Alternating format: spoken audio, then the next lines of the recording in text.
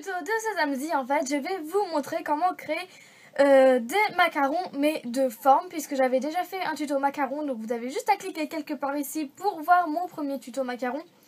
Sauf que là, on m'a demandé des macarons de forme, et donc du coup, il faut une autre technique pour réaliser ce macaron que la vidéo que j'avais faite avant.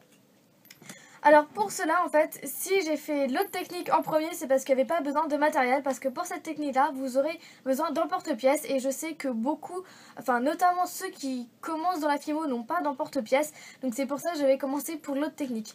Donc pour ceux qui ont des emporte-pièces, c'est parfait, parce qu'il va vous falloir des emporte-pièces pour cette technique de réalisation de macarons. Donc moi je vais prendre un emporte-pièce en forme de cœur. Ensuite, si vous voulez utiliser cette technique pour des macarons ronds, vous pouvez utiliser par exemple un embout de tube de médicaments ou un bouchon de bouteille, enfin par exemple de manière que ça fasse un emporte-pièce rond. Donc un emporte-pièce, donc moi je vais utiliser en cœur parce que j'ai envie de faire un macaron en forme de cœur. Ensuite un rouleau, cutter, couteau, scalpel, enfin le matériel de base quoi, un rouleau, donc un cutter aussi. Ensuite je vais utiliser des cure-dents, donc un seul suffit, mais moi j'en prends toujours deux au cas où si je rate, ou enfin bref, on a toujours besoin de cure-dents de toute façon. Ensuite là, si vous voulez l'accrocher, un clou à œil. Et puis niveau pâte, alors pour la coque vous prenez une couleur que vous voulez, et pour la ganache à l'intérieur aussi. Donc pour les coques je vais utiliser du rouge rubis numéro 28, qui est vraiment un très beau rouge après la cuisson, qui est juste magnifique. Et pour l'intérieur, je vais utiliser du blanc parce que ça se marie avec toutes les couleurs. Et puis, bah, y a pas... enfin, je peux pas mettre du bleu ou du vert avec du rouge rubis. Hein. Enfin, bref, donc j'ai choisi du blanc pour l'intérieur. Ensuite, il va vous falloir du papier film. Donc, je pense qu'on a tous ça chez soi. Donc, c'est du papier alimentaire hein, qu'on utilise pour la cuisine, pour recouvrir des plats ou autre. Donc on aura besoin, moi j'utilise toujours le même, c'est pour ça qu'il est dans cet état là, mais après que vous ne pouvez plus vous en servir, évidemment vous changez. Alors on va commencer par réaliser une plaque de la couleur. Après avoir réalisé votre plaque, vous voyez elle est ni trop fine ni trop épaisse, vous allez utiliser votre papier alimentaire, si j'arrive à prendre un bout pas trop abîmé. Voilà, je vais le poser bien à plat au dessus. Donc j'essaie d'enlever un maximum de plis. Donc voilà, vous le placez sur votre plaque. Puis avec le côté de l'emporte-pièce qui ne coupe pas. Donc là c'est ce bord là, hein, puisque vous voyez ce que là il coupe un peu, enfin il coupe. Il tranche mieux que ce côté là. Vous allez faire votre forme. Voilà, donc moi je vais pas tout au bout parce que ça fait un petit peu mal au doigt quand même. Et évidemment on fait l'autre partie de la coque, donc on fait une deuxième fois.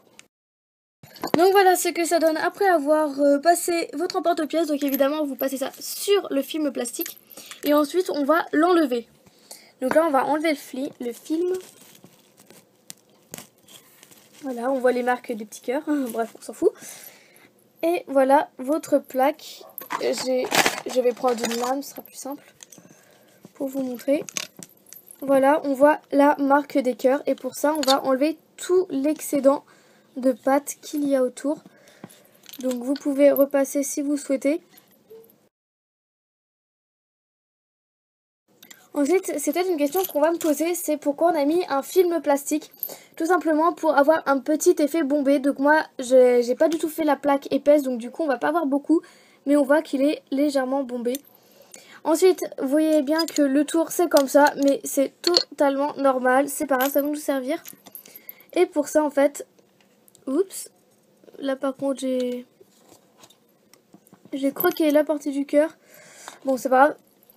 On va faire en fait un boudin très fin. Enfin qui correspond à la taille, mais moi puisque c'est petit je vais le faire tout petit. Prenez la taille que vous voulez et ensuite vous allez faire tout le tour de votre forme. Donc pour ça vous allez vous aider de cure-dents par exemple.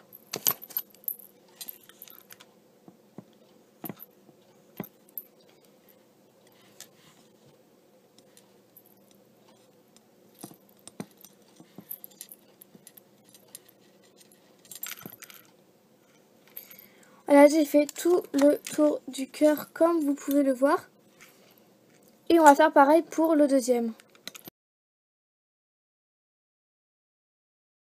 Donc voilà, les contours des cœurs sont faits. Et maintenant, on va texturer ce qu'on vient de rajouter. Alors pour ça, on va déchirer, on va appuyer, on va faire des points.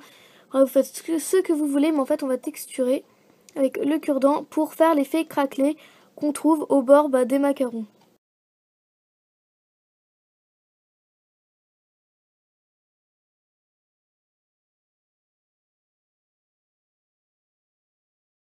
Donc voilà, j'ai texturé les deux côtés du macaron. Donc si je mets avec un peu de lumière, voilà. En effet, on va mieux comme ça. Donc voilà, j'ai texturé les deux parties et ensuite on va mettre la ganache. Alors pour ça, vous faites une plaque de la couleur de votre intérieur. Donc moi, j'ai pris du blanc, comme je vous l'ai dit. Et ensuite, on va faire... donc là, j'ai une petite saleté au-dessous, comme vous avez pu voir, mais c'est dedans. Donc du coup, je me suis pas occupée à l'enlever puisqu'elle se verra pas. Voilà, petite astuce, hein, ne pas enlever ce qui ne se verra pas. Ça évite de perdre du temps. Alors pour cela, c'est pareil, j'ai fait un emporte-pièce. Et ensuite, je vais bien le mettre dans le macaron. Donc après, bien évidemment, vous pouvez mettre de la chantilly au lieu de mettre de la fimo, ce qui fait aussi un effet très joli. Enfin, ça fait un très bon rendu. Donc moi, c'est un choix, j'ai décidé de le faire plat. Donc là, il est vraiment très plat quand même, hein. Mais c'est un choix, je trouve que ça change un petit peu et puis ça peut donner quand même un petit effet, malgré qu'il ne soit pas forcément apprécié de tout le monde.